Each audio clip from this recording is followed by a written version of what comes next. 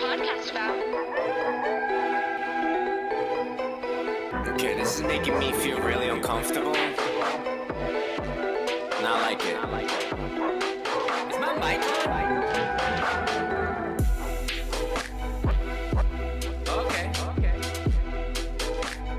Well then, let's go. It may be like 57 or whatever. I put out like 53, but like, Love that. it's slow and steady. I'm still gonna do it whether I have Slow one burn. person listening or a million listening. No, I literally said, I was like, I don't even care who listens. Yeah. Like, this is a fun I will listen. Yes, I will listen. And my You got boyfriend, three. because he's a cheer. 4 people.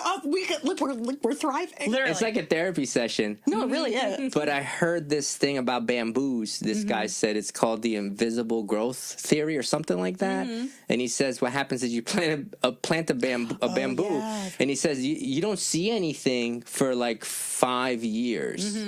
No, like 4 years or something like that. And he says in the 5th year, all of a sudden, like it explodes. The everywhere. bamboos explode. Like all the shoots come up. They go. Yeah. And he says what happens is it's spent all that years growing its root system. So he says you don't see the growth. Yeah. Because but then he goes, but then in that 5th year, boom, it just all explodes, and it gave me like hope of like whatever. Like that's my experience in recovery, that it is working even when I don't think it's working. Yeah. I'm there. I'm like very like yeah, man. Like And it's cool to look at and be like, yeah, I'm doing it. Or like, I've seen some growth or progress.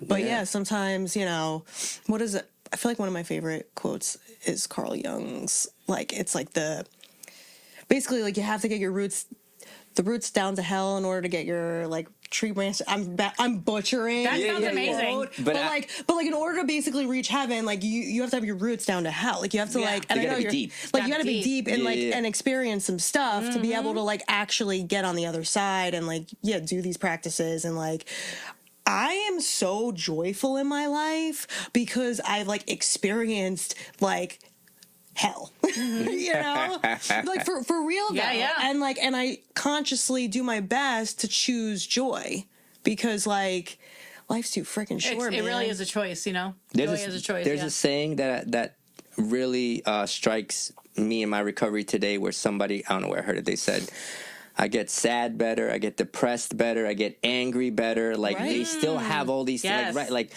it just keeps like more. It's more like I still feel the weight of sadness. Like you know what I'm saying. Like and like but it's better. Like I could say, like I'm You carry it better. joyful Yes. inside of it's not one or the other anymore. No, like, and that's the thing. Like, it's like even finding the little glimmers within the grief because, like, I don't know, just being a human in the world today is like a heavy existence sometimes. But like, like I don't know, I walk my dog and thank God for that. One gets me, I have to do certain things, but I'm like, no, I'm out there walking the dog and I'm like, oh, the moon, oh, this tree, oh, like just like paying attention, just noticing. And that can help walk through, because like I don't know, the longer you stay alive, like you're just going to experience more grief. That's just like, that's how it is. Like that's the rite of passage of being a human is grief. But there's also love. Like that's the duality. Yeah, the reminder that, if you're grieving, it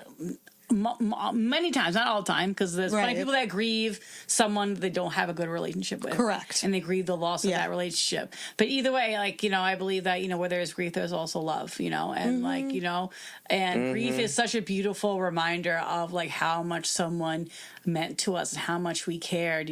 I remember being at my mom's funeral, and obviously it's a terrible time. I was actually in Greece drunk when she passed away. Like it was terrible. It was time. That was actually my first glimmer of a higher power, is because I shouldn't be here because someone tried to get me to leave the club with them that night. And this was before cell phones were a thing. John's heard the story 1,000 times, but like I was like, you're a stranger, danger. I can't leave with you, whatever. But thank God, because I don't know how my family would have survived that experience. Like it was hard enough living with my being at home living with my dad when mom not there, and like dealing with his grief and how it's anger. And but anyway, so like when you think about the glimmer of the joy even in the sadness, I remember I'm at the wake and my dad had to have like 4 wake showings, and I'm like, oh my God, can we not do this again?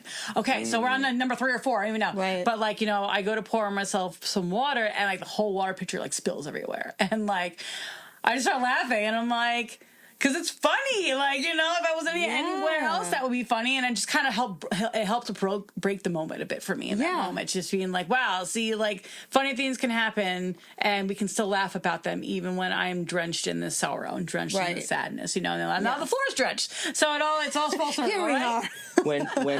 When my father passed away that night, he passed away, like, I got the call 2-3 in the morning.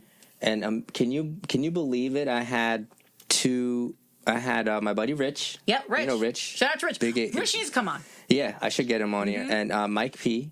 And then I had the girl I was dating at that. They're all in recovery. Yep. So they were at my house at 3 in the morning. Like I told Mike he didn't I told Mike he didn't have to come. He's like, no, I'm coming over here. Yeah. He's like, I'm en route. They came to my house. So at 3 in the morning, I'm laughing in my living room with after just getting my phone. They're there because my dad died. And they came to support me, but like when we were talking, like I'm literally laughing. Can you imagine? Like I'm just like I'm going in the bathroom and I'm dry heaving, like throwing up. My body, my mind, everything is going so crazy, and then still, I love the fact that I can be two things at once. Yes. Be like okay and not okay, happy and not happy. Yeah. Like everything is happening at once, and like that's what like recovery. I love is that because I remember like before I got into recovery, or even like early in recovery, I thought that like if I was feeling one emotion, that's all it is. So it's just the sadness, black and white thinking, or it's just the joy, or whatever. And I love that reminder that like you know we are multifaceted people, and lots of things can exist at the same time. I can love my mother because she raised me the best she could. I can hate her because she was in her own addiction, her own mental health stuff. Yeah. I can mourn her, not necessarily for like the things she did for me, but the fact that like I've lived almost half of my life now without her. Like, so all these things can exist at the same time. And I thought that if I was letting one thing exist more than another, then that means the other things don't matter. So I love that reminder that multiple things can be true at the same time. Exactly. I'm like that. There is this like messiness of coexistence, and like we all are like walking paradoxes of like giving space for all the feels. I didn't even know, and I don't even know when it happened. Just I got to that point through all the work and meditation and seeking and searching and everything like that. Like it just eventually happened. I heard this week this thing about someone said on a video that like you could take the fire or the flame, you can like take it where it doesn't burn anybody, you know what I'm saying, you could take that away from it, but then you also take away its warmth. You take away the bread wouldn't bake without the heat of the diamonds would never be formed without heat. So like when you guys were talking about like there's the love and the grief, like that's what that metaphor was talking about. Like you kind can of take it accept you have to accept the downside to get to the beauty of it. It comes with it. It's packed. Love actually comes with, for me, love comes with the grief. Yep. And it says in our literature, it says like it talked about like, you cannot be, avoid relationships and then not get hurt. But it says that, but then you will also miss all the beauty that comes with it. You know what I'm saying? Like, I'll be honest, that's why I don't have a pet. Because I had so much trauma that I can't at this, even whatever. I'll be 45 this Wednesday, I'll be 45. Happy birthday, oh my God. Yeah. Yay. So, and I'm just like thinking about getting a pet, but I'm like, I think the pain is too much for me. So yes, I'm avoiding getting that pet, but I know I'm aware enough to realize you're also taken away from just the years of joy that you could have with that pet. The cuddles. You can come hang out with Kimmy whenever you want. Yeah. You know what? Maybe I'll work through it. But I like to travel too, so I can't travel as much. Yeah, that is an element. No, there's times where I have issues maybe because I'm like, I'll be like scrolling and then it's like I'll hit the videos of like grieving your dog and I'm like looking at my dog who's like literally alive right there and I'm like, oh my God. But that's like the whole, but that's pet ownership is like, you're gonna that's so funny. Outlive this little but girlfriend's turning 12 next week, my cat. I'm like, you're gonna live until 50. No, like a parrot. No, I have a deal with my dog. He has to make it to double digits. To how long? At least double digits. At least. Right now he's 7.5. Yes. So he can't go any like we're you gotta be here, bro. Yeah. Like we're in it. Yeah. And that's the thing though. He's been I feel like he's my soul dog. Like he's no for real. Homeboy's been my ride or die. Like I've been through marriage, divorce, death, new relationships. Like just He's seen it all. he's seen it all. Yeah. So Kyle the Goodest on Instagram. He's public. That page. Feel free. The Goodest? Kyle the Goodest. Kyle the Goodest. Yeah. That's the name. Instagram? Like the bestest, but He's goodest. very like Kyle the Goodest. Yeah. Yeah, no, it's yeah, I love him. Yeah. It's a tough thing, but it's also like, but you said like, I don't know, like his whole life is like I get to give that to him, and he gets to give me this, and then hopefully I carry it forward.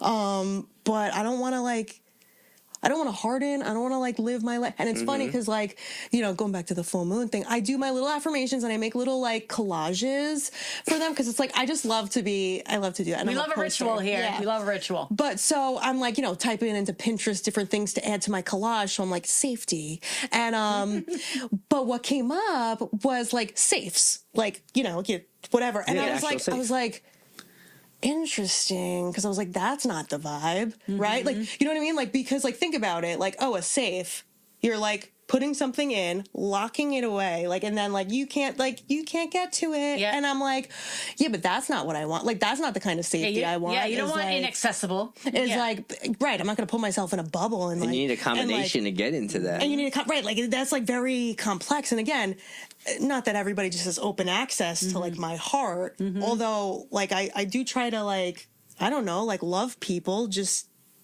where they're at. But that's the thing, even with like loving after losing, I don't like, I'd be like robbing myself so much to just like lock myself in the little combination safe. Like, that reminds me that John and I are on our dating journeys right now, right? And for all the times that it doesn't work out, it didn't work out, I have to walk away, they walk away, whatever. Like, although that really sucks in the moment, like I wouldn't trade that for anything. Like I wouldn't trade that to be locked away in a safe and just living a life by myself, because life is about having relationship, being in relationship, creating 100%. relationship, whatever relationship that means, like romantic or friends or family or whatever. Like life is about us being in community and being there for each other and learning and growing from each other. And I can't do that if I am just going to lock myself away because my dating situation, doesn't turn out the way that I imagine or whatever, and there's that, but also being true to me, and the John experiences as well, not to speak for John, but and being true to myself and what I need from somebody, and I'm the kind of person who used to just stay forever, not forever, but for a long time, longer than I should, just because I'm like, I just feel comfortable. It's nice to feel comfortable in something. Right. But then I'm like, but I'm also doing all the work in this, and but I'm also not opening up in this, and why am I not opening up, et cetera, et cetera. So like you said, although it's I didn't think I was gonna be single in my 40s, I thought by now I'd meet somebody, and build that life with that person, but I still wouldn't trade what I went through just to have a long-term relationship right now in my life. I think I believe in the universe. I believe in fate. I believe 1,000%. I believe in everything unfolding the way it has been. So I have great stories to tell. And number two, it continues to help me build myself into the kind of person that I want to be for somebody and for myself, most importantly. So I'm not the same Marisa, ever, but no, I mean, I'm pretty stable in who I am, but that's the paradox. But it's the dating experience post-divorce was exposure therapy for me. Oh God, I can only imagine. A core wound is an abandonment wound, right? And then essentially I got abandoned, in my divorce, and then you go on some dating apps in the world, whatever. It's just rejected, abandoned, and I'm but it was literally exposure therapy while working with a therapist through that process, because it's talk about triggering, but then you kind of get a little bit more resilient and you grow stronger in who you are, and then it's less about them wanting you and more about, like you said, kind of who am I? What do I need? Is this reciprocal? Does this feel safe? Like, you know, and I'm very much more focused in my here and now about how things feel rather than how they look. Yes. And like, yeah, right now my life looks differently than I thought I was going to have a child / children by this point. And it's like, that could be a fear of like, urgency or is this going to work out? And it's like, I just like surrender to whatever is a part of the plan is going to be a part of the plan. Yep. Fortunately, I'm in a very like healthy, loving relationship. Shout right out now. to PJ. Yeah, it's actually, it's very incredibly healing too, because there's some work that you really only can do within a relationship. Yep. So it's like, you know what I mean? Like have those moments of like, I'm going to get abandoned. And then it's like working through feelings. And then the person's like, I'm like here. And you like actually don't need to be perfect to be loved. Like I'm here, like have your moment, have your process. But like at the same time, nobody can guarantee that they're going to be there forever. Like, and you have to be okay with like, and whether that's death or whether that's like, sorry, I had to change of heart. Like I'm just not in it anymore. Cause like, there's no guarantees in this world, and being okay, like to love anyway, and just choosing that. That's, I sometimes don't even want to speak at a meeting and say, you know, I have 12 and a half years sober and I'm single. And like, people don't know that I'm really trying. I'm really on dating apps. I'm really like going out there. I'm really praying. I'm getting on my knees, but I'm also recognizing that like my God is protecting me.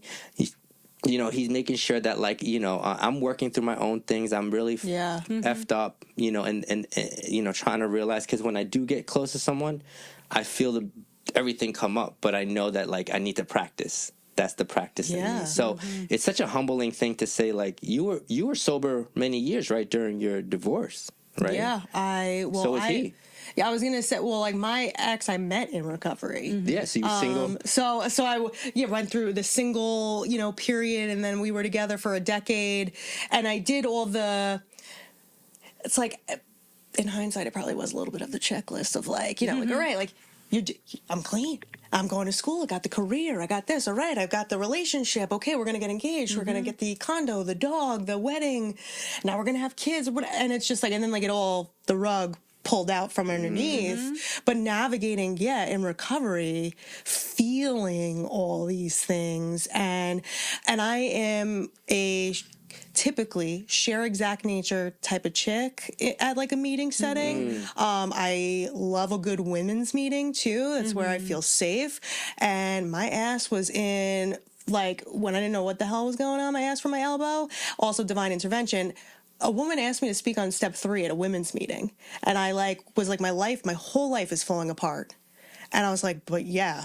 And I just had faith in the anonymity aspect, because it's like, I didn't know, again, like sometimes you feel like you're like, you know, it's amazing, the community within like 12 step setting, but sometimes it's a lot of like eyes and opinions or you get burned by the flame. You know, you get burned by the flame. You go for the warmth. Feel the warmth, but then sometimes you get the flame. So it's like there's like, oh, I'm gonna say this and then it's gonna get out there. Whatever. I didn't care about that. I was like, I'm here to talk about step 3, which is I'm gonna surrender, and like I'm going through it and I don't know what the hell's going on, but I trust that it's going to be okay, and like and like this is going to get me where I need to go, to just like walk through and feel it. And I know they say like the only way out is through. I also believe like the only way out is in. Like you have to like, for real, like I got to go inside. And I'm grateful for the tools, like, right. I'm grateful for the tools. I'm grateful for the community. I'm grateful for my sponsor, because like when you think your whole life is like falling apart, you want to be selective in who you tell what right off the jump. Because like, let's just call a spade a spade. When you're saying like, hey, so-and-so's doing X, Y, and Z, then they're going to be like, well, screw him. Like we hate him. And like, kick him out. Is that my second sponsor? Right. Like, exactly. And my first phone call was to my sponsor. I was like, I don't know what's going on right now. Help me. Right, help me. Can you live my life for me? Because I don't know what I'm doing. But also at the same true. time of being in recovery for that amount of time is like, you have some things. So like, that's the other piece about grief. Like, you have to like show up and go to work the next day. And like, sure, maybe you could take a mental health day, but it's like, you have to like show up for life. You have to like, you know, like go do things, go walk your dog, go like you can't just like I personally choose like well, maybe it was again survival. Like I couldn't just lay in bed, roll over, and like Just die. Yeah, like I was like, and, we feel like that though. Yeah, sometimes. And sometimes, right? But I'm very grateful. It was like an alchemizing experience. And I'm very grateful for it. Again, two things can be true at the same time. It could be devastating. It's a bizarre experience also. I could be grateful for the love, but I also can be grateful for God kind of releasing me from something that wasn't actually for me. I love that in alchemizing. You know, the gold. I love that. That's really. Man. You made me just feel better, even though like your story has nothing to do with my situation. Right. For some reason, I felt hopeful. Like I have hope in my life now because you said that. Every time we do a podcast, I get so much from each guest. Yeah, I love They give me something, so that was really cool. There was like a question that we asked during my we have like a group for my church.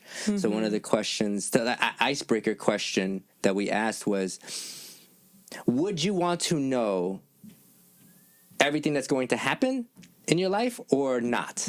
Like if God said, My answer is no. would you want to know, and why? I don't want to know. That's not for me to know.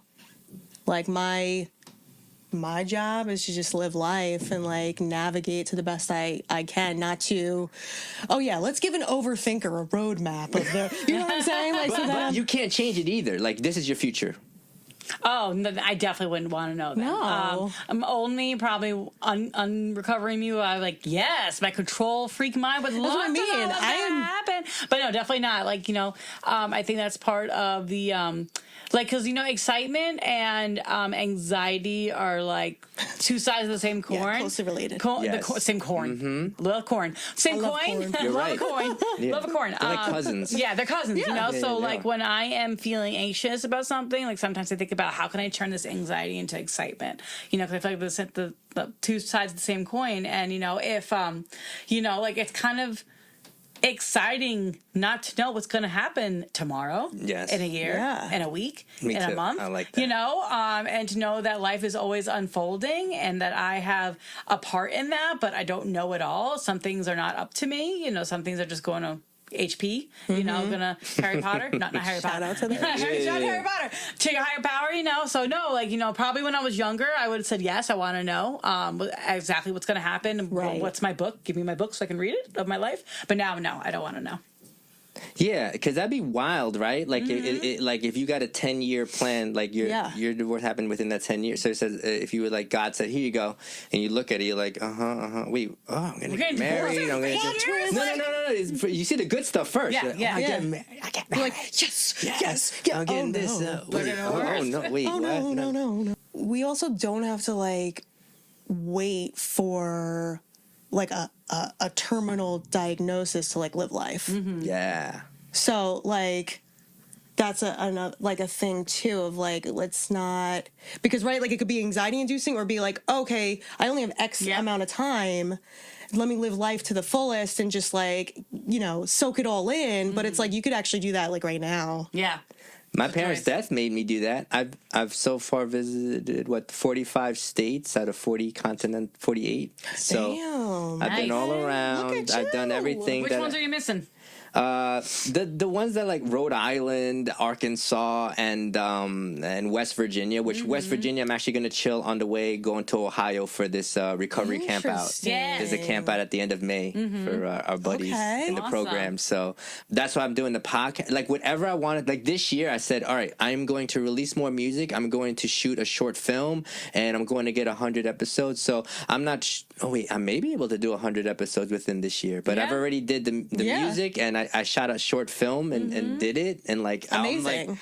I'm like, all right, I already did my goal. See, there's nothing wrong with a checklist. There's nothing wrong with goals because do you believe like a life without goals, like there would be nothing then? Yeah. I think it's all about like balance, but that's like a funny thing as an addict, right? Is like to find like the balance because we're like, yes, or like it's all or nothing. No. But we probably need some structure and some goals. That's probably a good thing, but just like not being so rigid with it either. Rigidity, the enemy of recovery. Yeah. And then when you don't accomplish those goals or things that you set out for, you're like, well, now I'm a failure because I'm in my black black and white thinking now because I really wanted to accomplish this and I didn't. So now obviously I'm a failure.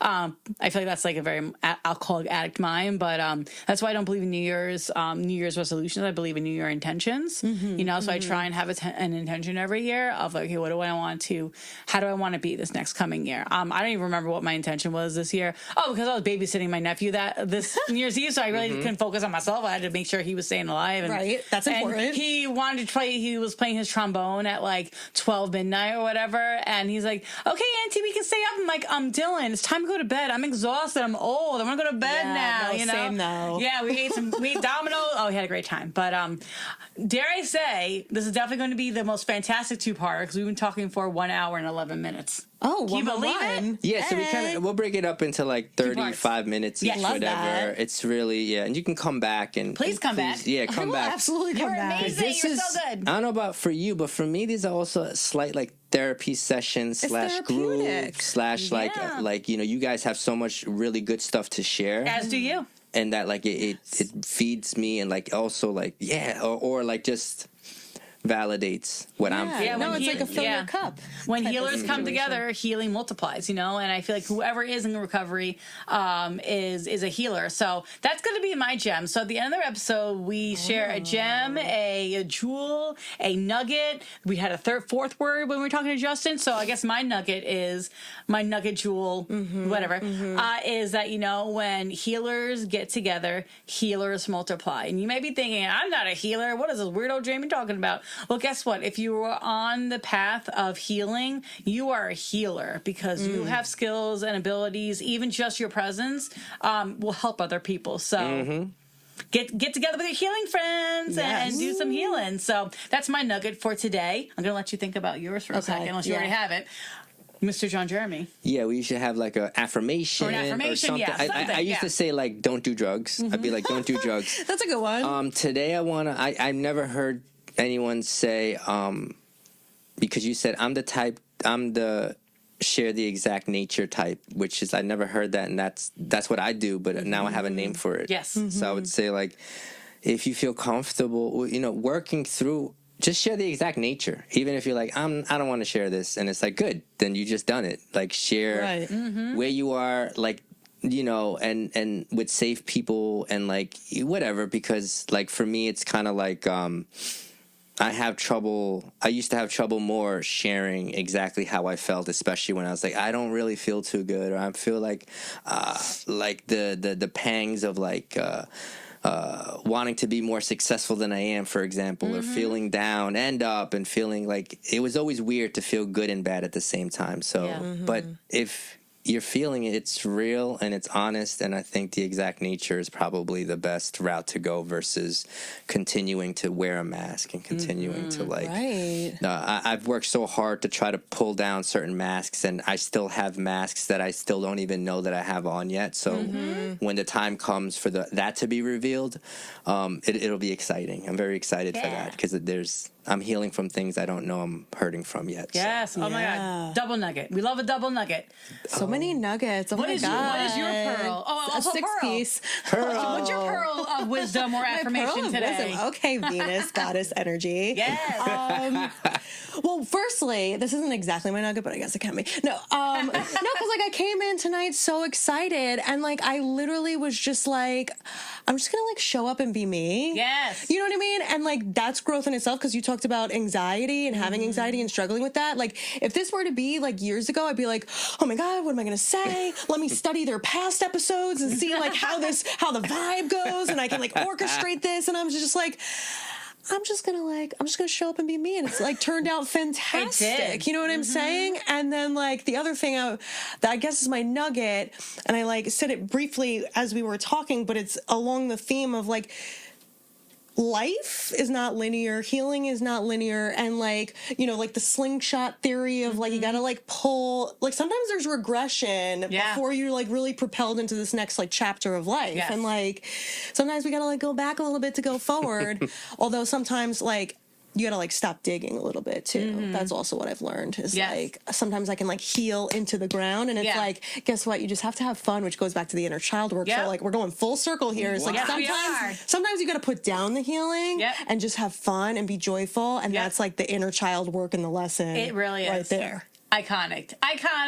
Miss Marisa, Kyle's mom. Thank you so much for coming on. I'm really excited to have you back someday soon. And thank you all for tuning in for us for another episode or two. And we will catch you on the flippity flop. Goodbye, our friends. Mwah. So what's your podcast about? Okay, this is making me feel really uncomfortable. Not like it. Is my mic on?